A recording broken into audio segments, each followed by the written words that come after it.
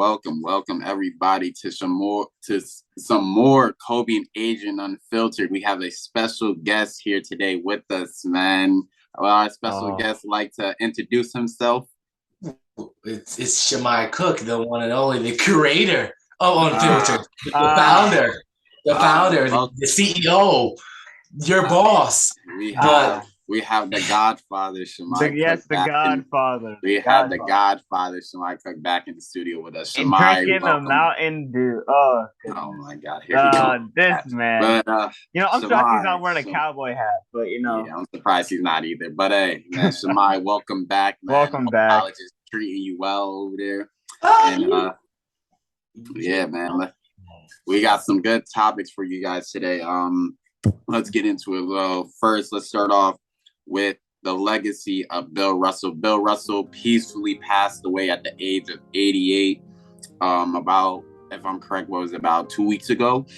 And his jersey number, the number 6, has been retired league-wide throughout the NBA, which means no new player can change their number to the number 6. The people who are already wearing the number 6, like Kristaps Porzingis, LeBron James, Alex Caruso, will be godfathered in and allowed to continue to wear the number 6 for as long as they want. Guys, let's get into it. Adrian, I'm gonna start. Actually, no, Shemai, I'm gonna start off with you since it's your first show back. Welcome back. Give us your take on Bill Russell's legacy. How do you feel like his legacy shaped the way that the NBA is today, and how it's ran, and how we see lots and lots of Black athletes, really taking over the basketball scene? Well, Bill Russell it's the greatest champion in the NBA to ever live. The brother played through segregation. He played with, with other adversities, not just being an athlete, but he was a great. He was known not just for being an athlete. He was known for being a great activist. He worked with Muhammad Ali, Kareem, and other athletes, other Black athletes, to make Black rights, civil rights happen for African American men and women, people in general. So I feel like he was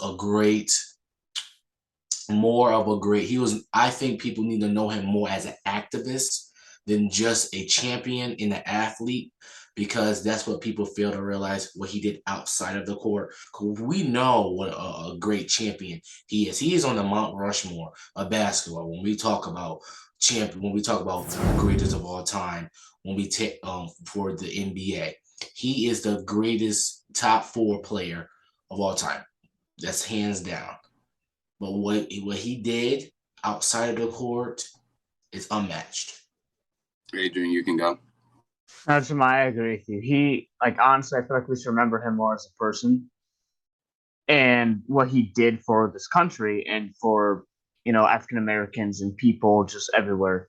He was a great player. He had 11 championships, which is most than 11, anyone. 10 as a player, 1 as a coach, if I'm correct. Mm-hmm. So he had a big impact on the league, showing what players are capable as if they work hard and dedicate. And honestly, he's going to be missed in the league because he still went to games. He still, connected and talked to, new players. So I honestly think it was the right decision for the league to retire his number.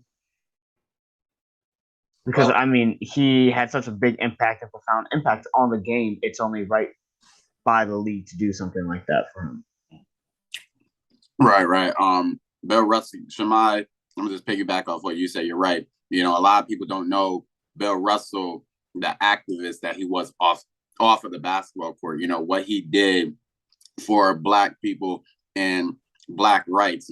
Segregate. He was playing in a very tough time.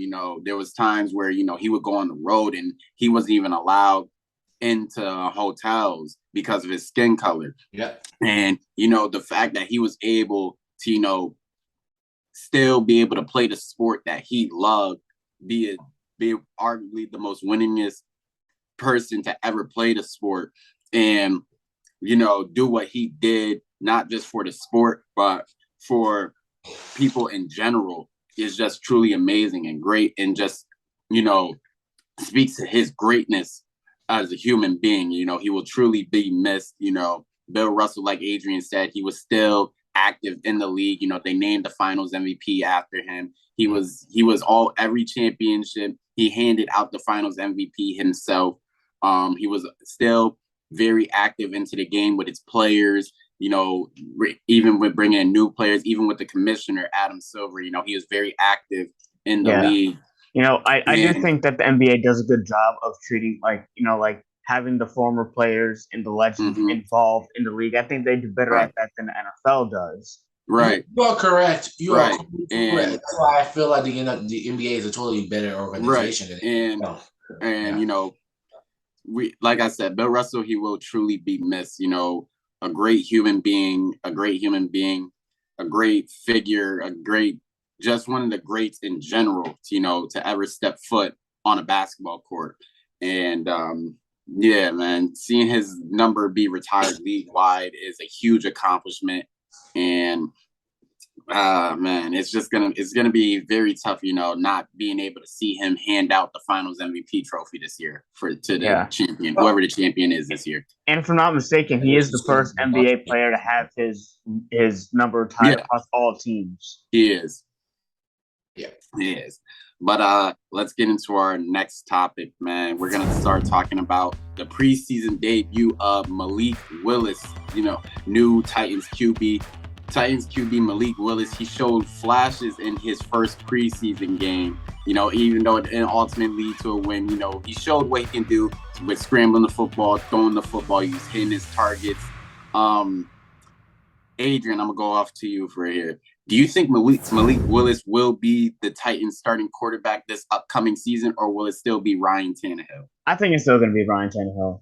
I don't think Mike Vrabel was very on board with him or Ryan Tannehill, like drafting Malik Willis, as we saw Ryan Tannehill's, you know, reaction to Malik Willis being his first reaction saying he doesn't have to be a mentor to him, right?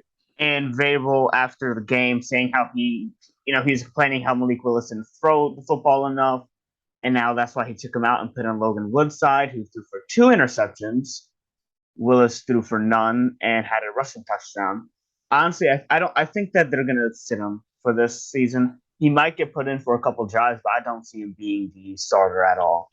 Do you think that when you say he'll get put in a couple times, do you think it would be like when they're like in blowout situations, or they just want to see what he can do, or is it more like they actually do want to give him a chance to see if he can actually be, you know, that starting quarterback in the future? Honestly, I think they might go the route that Pittsburgh went with Mason Rudolph when Roethlisberger was still there. How they put him in for a couple drives, maybe at the end of the game that they've already won, or like little things. But I do think if I were the Tennessee Titans, I would put Malik Willis in more, because I think that he has the potential of being a starting quarterback, and he also has the potential of being the face of that franchise and bringing that franchise to, you know, stardom. I mean, they did lose AJ Brown, so that's obviously a loss. They lost AJ Brown and they lost Julio Jones. They lost basically their top receivers this offseason.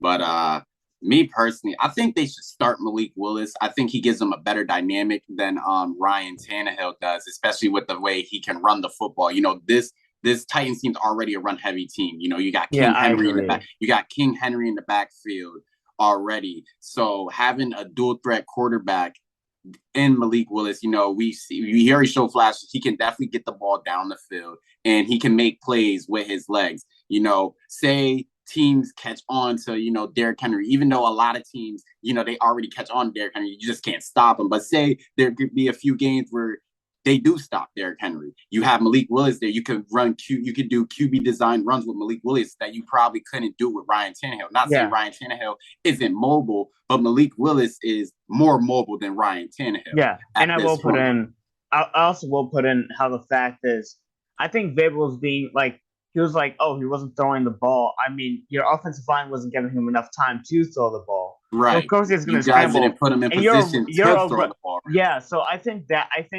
criticism there. I understand the throwing the footballs. Like Lamar Jackson gave Malik Willis great praise, which I mean, Willis showed that he can throw, he can run. But I wonder if it's going to be the same question we have with Lamar Jackson. Is he going to be able to be a passing quarterback more than he is a running quarterback?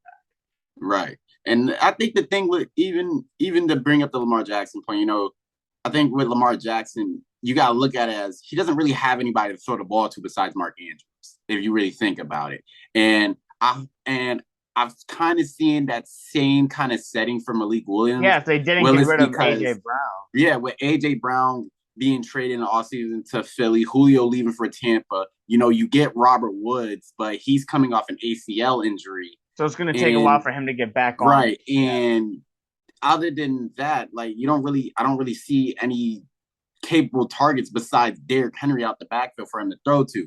Maybe we'll have to wait. We'll just probably have to see how things plan out. Shemai, you can go. Well, I want to piggyback what Adrian said about the Ben Roethlisberger comparison. The reason why your guy, he always brings Christmas likes to the Pittsburgh organization is because Ben Roethlisberger was old. He played past the time he was supposed to do. So don't use that comparison. Ryan Tannehill still has 2 to 3 years in him. Now we know the brothers. I see where his comparisons come from because Ben Roethlisberger was still better than Mason Rudolph. Yeah, that and that's it's not like the point The point I'm trying to make is having a new quarterback in and just seeing how that plans out, but not putting all the pressure on him, but having your regular starting quarterback play most of the games, start most of the games, but putting in the new quarterback for some of the drives towards the end of the game, or if it's a blowout and you're not going to win, put him in and see how that goes. Right. Well, do you think I just have a question. Do you think the Saints, how the Saints use, what's the quarterback's name? Jameis Winston? No. When they had Taysom Hill. Drew Brees. Yeah, they might use him as like a Taysom Hill. Well, Taysom Hill was more of a tight end kind of receiver guy playing QB. Well, so it's not like Malik Willis. He's not as versatile. It wasn't like Malik Willis wasn't a receiver or a running back. I mean, the man played quarterback throughout his whole collegiate career. So it's not like the man doesn't know how to play quarterback. You know what I mean? But I believe with this that they should eat. It was kind of, first of all, let me address what the coach said. It was kind of disrespectful because you're still his coach. You're not supposed to go out in public saying that. That's a public. That's a private. That's definitely private. But when it comes to, that's actually disrespectful to disrespectful when it comes to the locker room's perspective because you get how. Because I've been in the football locker room, and if my coach would have said something, well, he has said something, but not publicly. If my coach had said something publicly about how he felt about his players, it was kind of put the team apart, and that's how team loses. That's how people drift apart. That's how people want to leave. Now, when it comes to the rookie, I really enjoying how he was doing in the preseason game. I didn't see the whole game, but I'll give him. Here's the thing: what's his name is going to start this year? Ryan Tannehill. Ryan Tannehill is going to start this year. Okay, but if he doesn't do a good job, if they don't make it past like the second or third round in the playoffs, he's going to be the starting quarterback the following year, and they're going to trade him. I'm going to be honest with you. I don't even think they're going to make the playoffs. I'm going to be honest with you. Even though their division is terrible, the Colts are the better team. The Colts are the way better. They have a better defense. You're right. And then not even just the defense. Not even the defense. They have a better offense too. You know, they also got one of the top running backs in the league in Jonathan Taylor. They upgraded their QB position from Carson Wentz. Jonathan Taylor is better than Derrick Henry. No, he's one of the top. Derrick Henry is better the than Derrick Henry, but I'm not saying he's better than Derrick Henry. But Jonathan Taylor does have a case for best running back in the league. After what we saw last year, there is a legit case for best running back in the league for Jonathan Taylor. They upgraded their QB position from Carson Wentz to Matt Ryan. They still got pretty good receivers. That defense is elite. They added on to that defense. So let's kind of pump our brakes on playoffs for the Titans here. You know, this isn't the same Titans team from last year. You know, like you said, they lost a lot of good pieces this year in the off season. So, but honestly, like Shema, I do agree with you. I think the comments were disrespectful. You need to.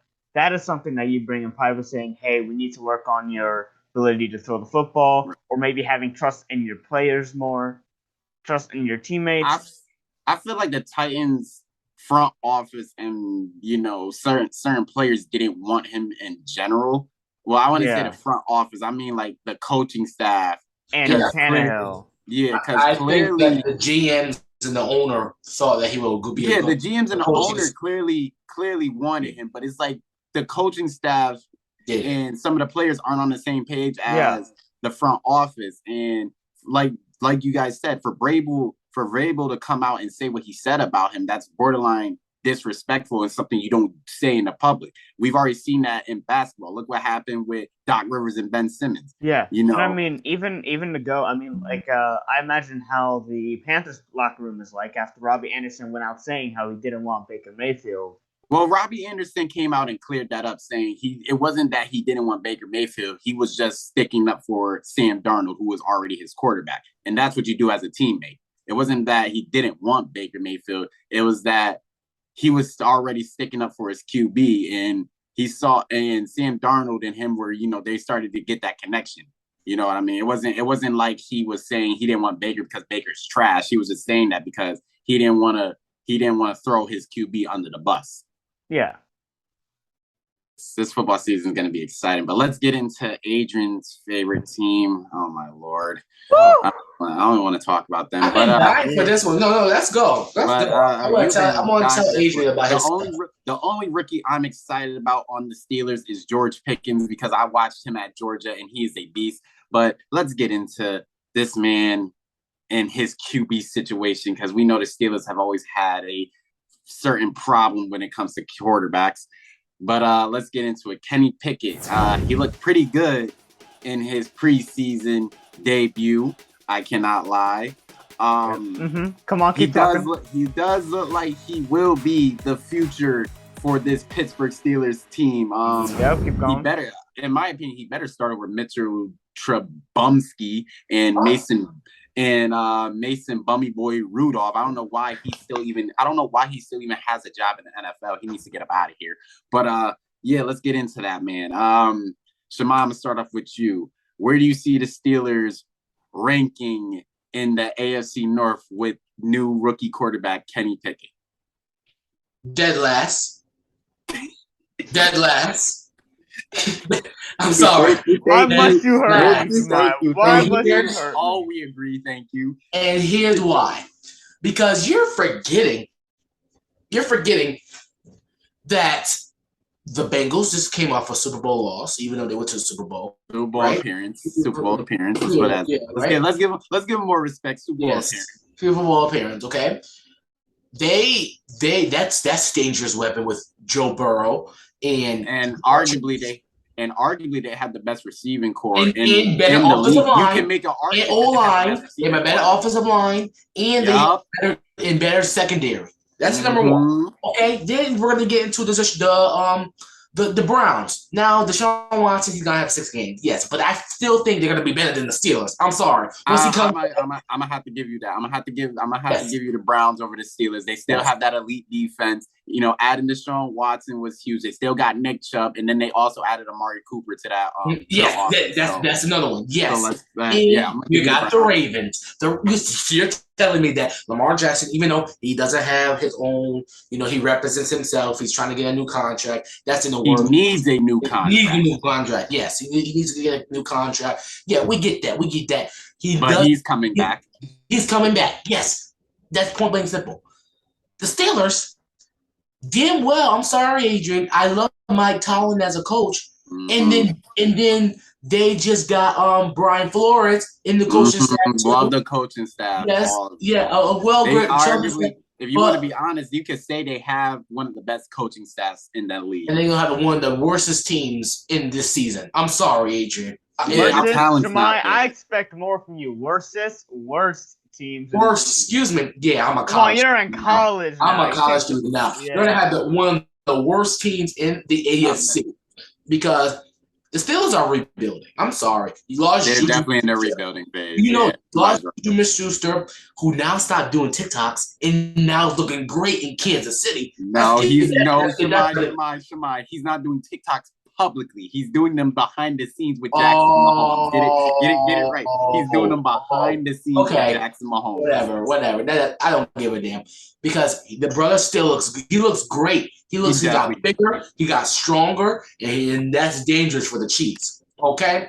And the Steelers, you still got TJ Watt. Yeah. Defense player of the year. Just on a losing team. Okay? Yeah, we get that. That's the only decent player you guys have. Your offensive line is. I'm sorry, I'm sorry, but they do have Minka Fitzpatrick back there. And then, are you forgetting? Wait. Are you forgetting Cameron Hayward's a guy? Cameron Hayward's still good too. Are you still forgetting You know what? Cameron Hayward's pretty good. What quarterback? They have a pretty decent. They have a pretty decent defense. I give them that, but. The real question lies on the offensive side of the ball. We know how good. We know how good Najee Harris is, but is that O-line going to give Kenny Pickett enough time to throw the ball? Is he going to be pressured? Is Najee Harris going to have to carry the offense like he did last year? From what we saw in the preseason game, the offensive line held up pretty. Yes, that's not the starting offensive line. But Adrian, that's preseason. That's mainly like second stringers and third stringers. Then start the second and third stringers. Right, but we're talking about like when they go over against. Like you gotta look at teams when they get there, when they start the season. When they get their full line. How they gonna handle Myles Garrett and Jadeveon Clowney? How they gonna handle Trey Hendrickson and his D-line up in Cincinnati? How they going to handle the Ravens D-line? Even though the Ravens D-line is all right, but they still got a big boy in Calais Campbell on that D-line. And then the rest of the NFL is going to have their starters. We got to see how they play against that.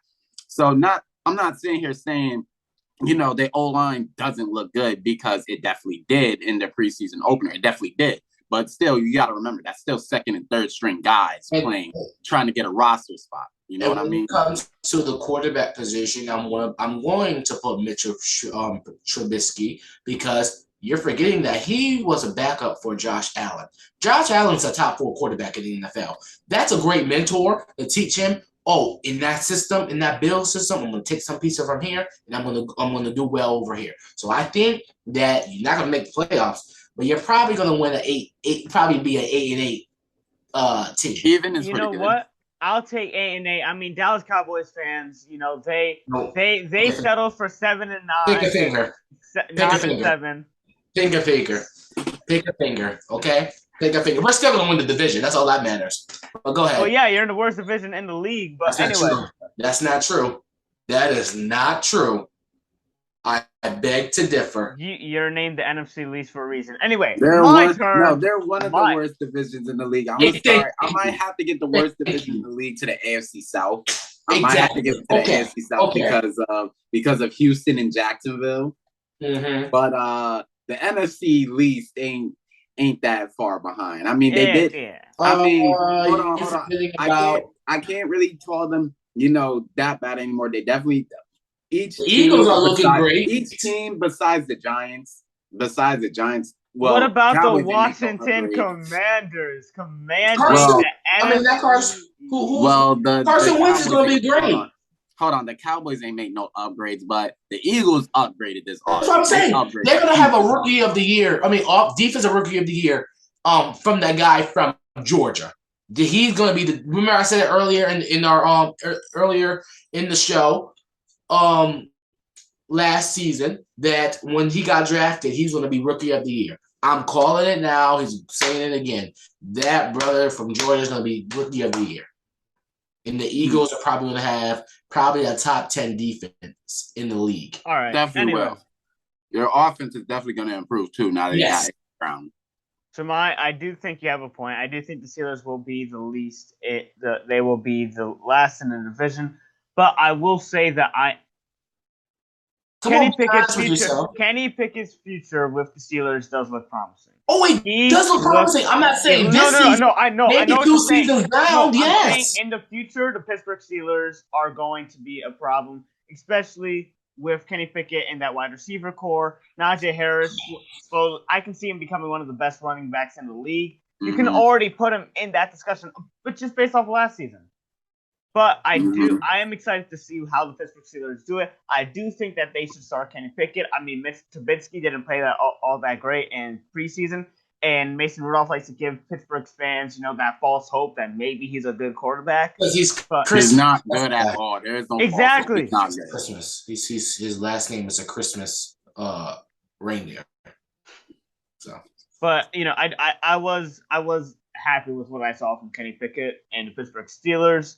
With the win over the Seattle Seahawks, I just thought that it was future's looking promising. This season's not going to be our season. Already calling it, but I'm happy with what we saw. At least you got yourself. Yeah, the Steelers are going to be the worst team in that division. But I do agree with Adrian. The future does look bright for Kenny Pickett. I feel like he landed in the perfect situation. He was already at University of Pittsburgh. Dude had to move like 20 minutes. Right, and it's not like he had to go far. He already knows the area. He's already accustomed to played in that stadium. Right. He's a nice new name, Adrian, not high as anymore. Do you know what? I don't even want to bring that up. Just let's whatever. It's not the catch-up stadium anymore, but who cares? I want to talk about that. But yeah, I feel like he landed in the perfect situation. He has Mike Tomlin and Brian Flores as his coaches. So I think the future is really bright for Kenny Pickett and the Steelers. This year might be like a test out year. I can definitely see them going like 9-8, 9-8 or 8-9, one of the two, around that area. Hey, you never know. Injuries happen; they might surprise us. You never know. But hey, who knows? We could go 11-0 again. It could happen. No. That was a fluke year. You had the easiest schedule in the league, and then y'all lost. Guess what? You lost in the first round to the Browns. Not even lost the first round of the Browns. Their first loss of the season came to a team with no names. So that's right. Oh my God, I forgot. The team with no name, you lost, and then you lost. Wait, Shimon, if I'm not mistaken, didn't y'all lose to them twice that season? No. Didn't y'all lose to them twice that season? No. But guess what? Guess what? I wasn't raving about, we're undefeated. Yeah, because the Cowboys will never go undefeated. Yeah, the Steelers won't either anytime soon.